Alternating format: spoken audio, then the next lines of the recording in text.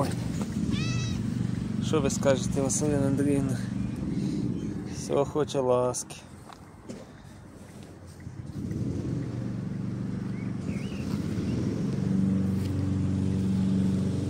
Ой, так.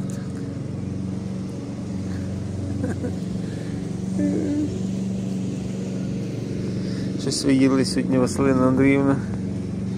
Щось вас годували трошки? Не годували? То треба то направити. Помахайте хвостиком на камеру, Василина Андріївна. О, кажуть, може хтось бачить, Василини Андріївни зараз не видно. Колись один момент, коли робити ракурсом, такий, здається, голова пса. Якщо хтось бачить, як то кажуть, що бачите на картинці.